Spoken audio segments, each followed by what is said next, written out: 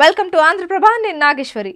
ప్రముఖ ఐటీ సంస్థల్లో ఒకటైన ఇన్ఫోసిస్ తాజాగా విడుదల చేసిన త్రైమాసిక ఫలితాల్లో అద్భుతంగా రాణించింది.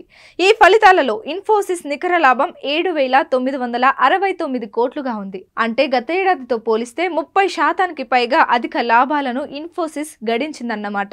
ఈ క్రమంలో ఇన్ఫోసిస్ నారాయణమూర్తి మనవడికి సంబంధించిన ఒక ఆసక్తికరమైన విషయం సోషల్ మీడియాలో వైరల్ గా మారింది. ఇన్ఫోసిస్ నారాయణమూర్తి 5 నెలల మనవడు ఏకాగ్రహ్ రోహన్ మూర్తి మరింత సంపన్నుడు కానున్నాడు.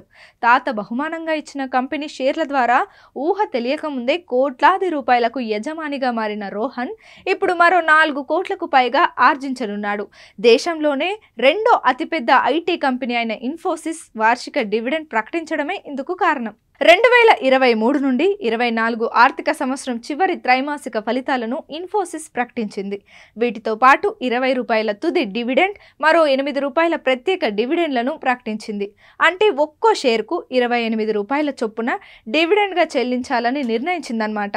ఈ నేపథ్యంలో నారాయణమూర్తి మనవడైన రోహన్ కూడా డివిడెండ్ రూపంలో 4,20,00,000 అందుకోనున్నాడు. కాగా ఇన్ఫోసిస్ లో 0.40% వాటాకు సమానమైన 1,51,00,000 కంపెనీ షేర్లు నారాయణమూర్తికి ఉన్నాయి. అయితే వాటిలో 15 లక్షల షేర్లను ఏకగ్రహ్కు నారాయణమూర్తి గత నెల బహుమానంగా ఇచ్చారు. అప్పట్లో దీని విలువ సుమారు 240 కోట్లు ఉండేది. దీంతో భారత్ లో అత్యంత పిన్న వయస్కుడైన మిలీనియర్ల జాబితాలో ఏకగ్రహ్ చోటు దక్కించుకున్నాడు.